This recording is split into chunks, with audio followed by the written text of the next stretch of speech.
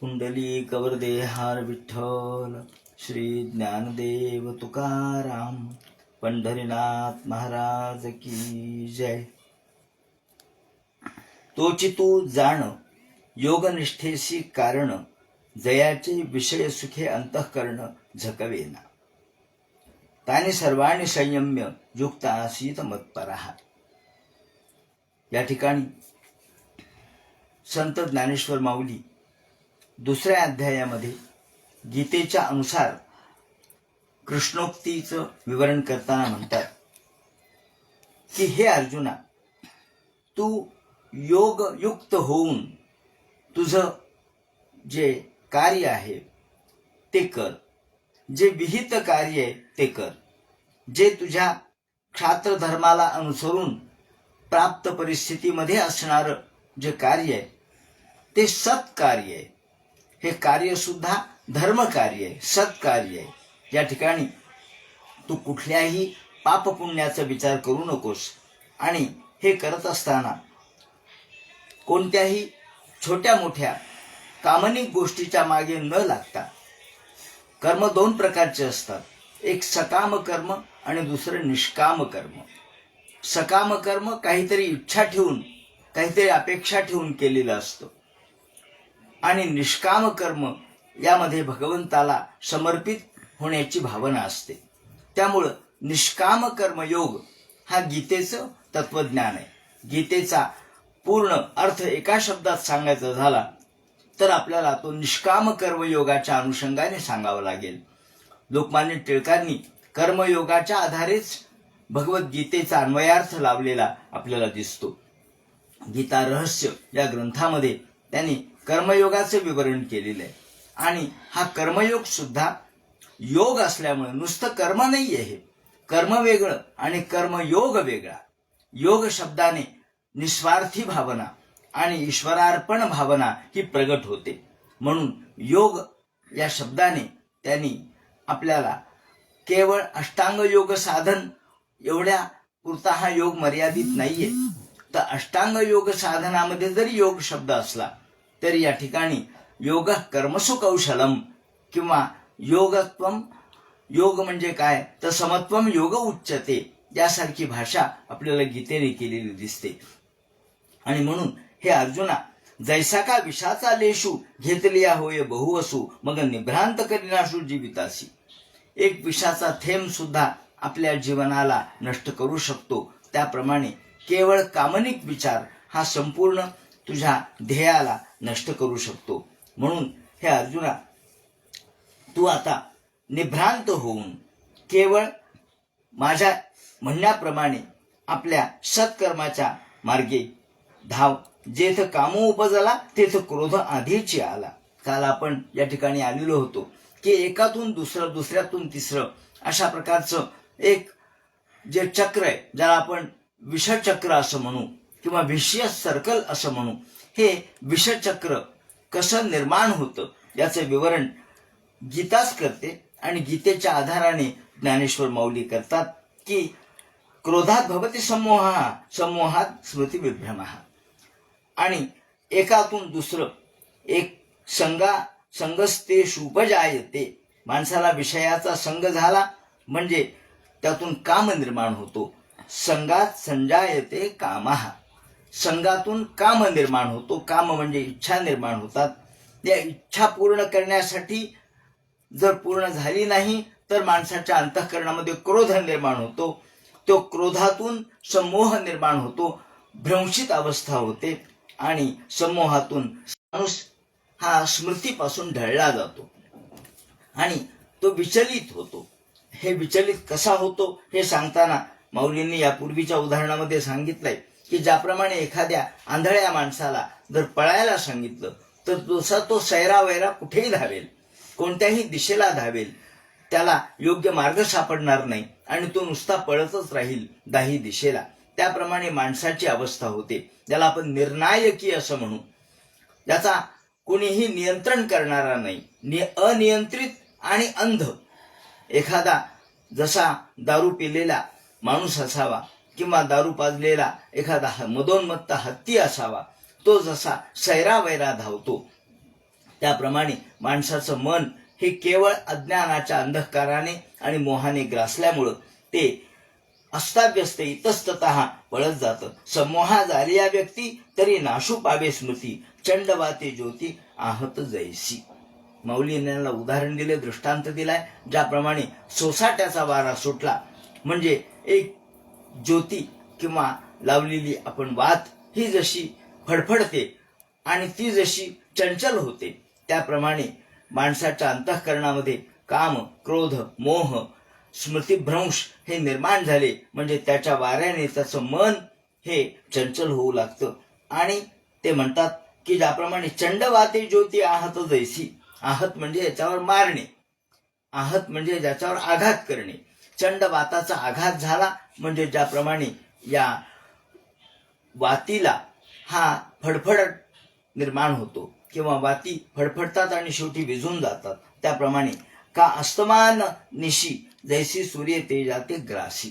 दुसरं उदाहरण दिले, ज्याप्रमाणे रात्र ही मावळत्या सूर्याला ग्रासून टाकते, त्याप्रमाणे स्मृतिभ्रंशाने माणूस हा काळवंडून जातो, नष्ट होतो. मग अज्ञानांध केवळ तेने आपलं विजय सकळ, तेच बुद्धी होय व्याकुळ हृदया माझी. आणि हे उदाहरण पुढे देताना, जैसे जात्यंधा पळणी पावे, मग ते काकुळती सैरा धावे, तैसे बुद्धीशी होती भवे धनुर्धरा. हे उदाहरण ते देतात. आणि मग माऊली म्हणतात, चैतन्याचा भ्रंशी शरीरा दशा जैशी, पुरुषा बुद्धीनाशी होय देखे. माणसाला चैतन्याचा भ्रंश झाला म्हणजे चैतन्य नष्ट झालं म्हणजे तो जसा प्रेतवत होतो तशी त्याची अवस्था होते.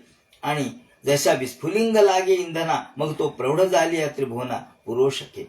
एखादा विस्फुलिंग, एक छोटस सुद्धा स्फुल्लिंग हे मोठा गवताच्या गंजीला जाळायला पुरेसे. एक छोटस स्फुल्लिंग हे जसं जसं मोठं होत जातं तसा तसा तो त्याचा भस्म करण्याचा स्वभाव हा वाढत जातो आणि तो सगळ्यांनाच भस्म करतो. त्याप्रमाणे दिसायला छोटा असला, मोह जरी दिसायला लहान असला, दिसायला अल्प असला, कण मात्र असला, तरी तो मनमात्र व्हायला वेळ लागत नाही आणि त्यांनी संपूर्ण आयुष्य नष्ट व्हायला वेळ लागत नाही. तैसे विषयाचे ध्यान जरी विपाय वाहे मन, तरी ऐसणे हे पतन गिवसीत पावे. म्हणून विषयाच्या नादी लागणे, विषय शब्दाने त्यांनी आपलं होणारं अधःपतन सांगितलेलं आहे. आणि यामध्ये हे अर्जुना, तू हा सगळा राग, द्वेष, मत्सर, विषय, त्याप्रमाणे स्वार्थ आणि पापपुण्य बाजूला सोडून मी सांगतो त्याप्रमाणे रागद्वेषयुक्त आहेस तू. राग लोभ सोडून तू प्रसादमध्ये गच्छती, तू प्रसादाच्या मार्गाने जा. हे प्रसादाचा मार्ग हा शांतीचा मार्ग आहे आणि हा शांतीचा मार्ग तो अवलंबित असताना मन कुठेही लिप्त ठेवू नकोस. ते कसं ठेवू नकोस तर ज्याप्रमाणे सूर्य, पुन्हा एकदा सूर्याचं उदाहरण दिलेलं आहे. सूर्याचे उदाहरण वेगवेगळ्या ज्याला आपण टिंजेस म्हणतो इंग्रजीमध्ये, किंवा ज्याला वेगवेगळ्या पद्धतीने आपण त्याचे भाव स्पंदन म्हणतो, त्या वेगवेगळ्या भावस्पंदनाच्या अनुषंगाने, वेगवेगळ्या रूपरंगाच्या अनुषंगाने या सूर्याचं विवरण केलेलं आहे. इथे जो सूर्य येतो तो या अर्थाने येतो की अलिप्तपणा. सूर्य सगळ्या जगाला व्यापतो, संपूर्ण जग प्रकाशमय करतो, परंतु नंतर आपला प्रकाश आवरून तो निघून जातो. तो कुठेही लिप्त राहत नाही. जैसा सूर्य आकाशगतू रश्मी करी जगाते स्पर्शतू, तरी संगदोषे काय लिंपतू होवणे असे. सूर्याला कशाचा दोष लागत नाही. आपण सूर्यावर दोषारोप करू शकत नाही. एखाद्या माणसाने चोरी केली, त्याला न्यायालयात आणलं आणि तो जर म्हणाला की सूर्यप्रकाश होता म्हणून मी चोरी केली, तेव्हा सूर्य दोषी आहे, याला मी दोषी नाही, तर लोक हसतील. कारण सूर्य हा कुठेही लिप्त नाही. तो कशालाही, कोणत्याही तुमच्या कार्याला कारण ठरू शकत नाही. तो आहे हे फक्त अस्तित्वापुरतं आहे. तसं तू फक्त अस्तित्वापुरतं आपलं सामर्थ्य दाखव. जैसा इंद्रियार्थी उदासीन आत्मरसेची निर्भिन्न, याप्रमाणे जरी उदकी उदकी बुडीजे का अग्नी आगी पोळीजे. आणि असं जर तुझं अलिप्त मन असेल तर अलिप्त मनाने केलेला व्यवहार हा कधीही पापपुण्यात्मक होऊ शकत नाही. माऊली या ठिकाणी म्हणतात की ज्याप्रमाणे पाण्याला पाण्याने बुडवता येत नसतं, अहो पाण्याला बुडवता कसं येईल, पाणी पाणीच आहे, बुडवणं हा पाण्याचा स्वभाव आहे, पाणी पाण्याला बुडवू शकत नाही, आग आगीला जाळू शकत नाही. तसं जे विषयमुक्त मन आहे ते मन विषयाने ग्रासून जाऊ शकत नाही, ते विषयमुक्त राहतं आणि म्हणून तरी विषयसंगे आपला विजय परिपूर्ण तो, अशा पद्धतीने निभ्रांत मनाचा विचार या ठिकाणी सांगितलाय. जैसा अमृताचा निर्धरू प्रसवे दयाचा जठरू, दया क्षुधेचा अडधरू काहीची नाही. एखाद्या माणसाच्या पोटामध्येच जर अमृत असेल, असं म्हणतात की रावणाच्या पोटामध्ये अमृताची कुपी होती आणि म्हणून रावण रामाच्या हाताने लवकर मृत्यू पावला नाही. पण जेव्हा ती कुपी रामचंद्रांनी फोडली, रामचंद्राचा बाण हा पोटाला लागला, पुन्हा त्याची वेगळी कथा आहे, ती या ठिकाणी सांगणार नाही. परंतु रामचंद्राचा बाण हा पोटाला लागण्यासाठी मारुतीरायाने त्यांच्या कानामध्ये आपलं शेपूट रामचंद्राच्या कानात लावलं असं म्हणतात आणि त्यामुळं रामचंद्राने मागे पाहिलं आणि रावणाचा मृत्यू झाला. तात्पर्य असं की रावणाच्या पोटामध्ये जशी अमृताची कुपी होती त्यामुळे तो चैतन्याने रसरसलेला होता, तसं प्रत्येकाच्या पोटामध्ये जर चैतन्याची कुपी असेल तर त्याला क्षुधाच लागणार नाही, त्याला भूकच लागणार नाही. तसं तुझं अंतःकरण जर निर्मल असेल तर तुला याचा स्पर्श होणार नाही. जैसा निर्वातीचा दीपू, या ठिकाणी माऊलींनी पुन्हा वेगळं उदाहरण दिलंय. जसा मगाशी चंडवात सांगितला, चंडवाताने थरथरणारा दिवा सांगितला, आता ते म्हणतात जैसा निर्वातीचा दीपू सर्वथा नेणे कंपू. जसा दिवा लावलेला असतो आणि एकदम शांत वातावरण असतं, कुठेही वारा नसतो, वायू नसतो, तेव्हा तो जसा शांतपणे तेवतो, तसं तुझं अंतःकरण स्थिर बुद्धीचं तू ठेवलंस तर राहतं. म्हणून या ठिकाणी दिव्याचं दुसरं उदाहरण पुन्हा दिलेलं आहे. जैसा निर्वातीचा दीपू सर्वथा नेणे कंपू, तैसा स्थिर बुद्धी स्वस्वरूप योगयुक्तू. त्याला त्यांनी योगयुक्त मन म्हटलंय. जे मन अचंचल आहे, जे मन स्थिर आहे, जे मन शांत आहे, त्याला योगयुक्त मन म्हटलंय. तेव्हा हे अर्जुना, अशा प्रकारचं योगयुक्त मन तू कर आणि तरच तुला सुख प्राप्त होईल. आणि म्हणून देखे कूर्म जियापरी उवाईला अवय पसरी, पुन्हा एकदा कूर्माचं उदाहरण दिलंय.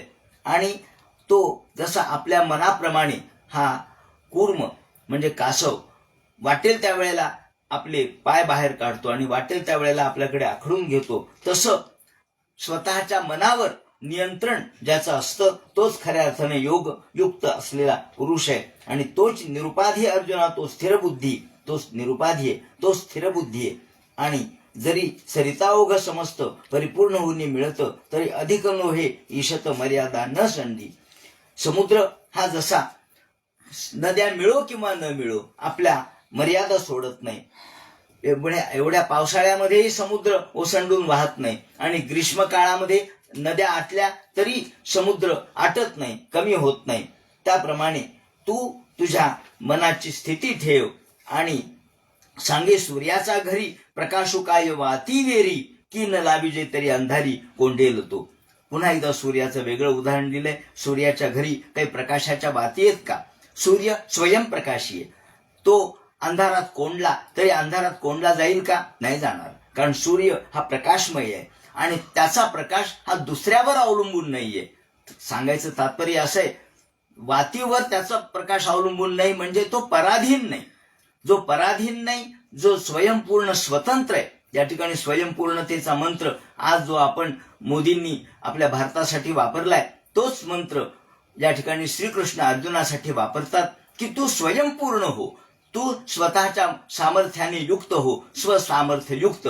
आणि असा स्वयंपूर्ण स्वयमेव मृगेंद्रता अशा पद्धतीने तू जर राहिलास तर तुला कशाचीही तमा असण्याचं कारण नाही. म्हणून तू सगळा अहंकार सोडून, देहाची व्याकुलता सोडून या ठिकाणी आता उभा राहा. जे कर्मजात आघवे इथे निराकारिले देवे. जे तुला परिस्थितीने प्राप्त झालेलं जे युद्ध आहे त्या युद्धापासून तू परावृत्त होऊ नको, उलट युद्धाला प्रवृत्त हो, अशा प्रकारची भूमिका श्रीकृष्णाने घेतलेली आहे. आणि विवेकामृत सागरू, या ठिकाणी माऊलींनी विवेकामृत सागरू असा शब्द वापरलाय. कदाचित माऊलींच्या कानावर विवेक सिंधू आलेला असला पाहिजे, जो मुकुंदराजांनी माऊलींच्या आधी 100 वर्षे लिहिला. त्या विवेक सिंधूचं नाव कुठेतरी त्यांनी वाचलं असलं पाहिजे, ऐकलं असलं पाहिजे. म्हणून या ठिकाणी विवेकामृत सागरू असा शब्द वापरतात. आणि भगवंतानी हा जो विवेकामृत अर्जुनाला पाजला, त्याचं पान करवलं, त्या विवेकामृताच्या द्वारे जे ज्ञान सांगितलं, हा ज्ञानाचा अध्याय असल्यामुळं याला सांख्ययोगो नाम द्वितीयोध्याय असं म्हटलंय. सांख्ययोग, सांख्ययोग म्हणजे सम्यक ख्यायते अनेन इति, ज्यातून सगळं ज्ञान स्पष्ट होतं त्याला सांख्य असं म्हणतात. आता माऊलींच्या 3ऱ्या अध्यायामध्ये कर्मसिद्धांत मांडलेला आहे. किंवा जायसी चेत कर्म नसते मता बुद्धिर्जनार्दन तत्किम कर्मणी घोरिमाम नियोजयसी केशव.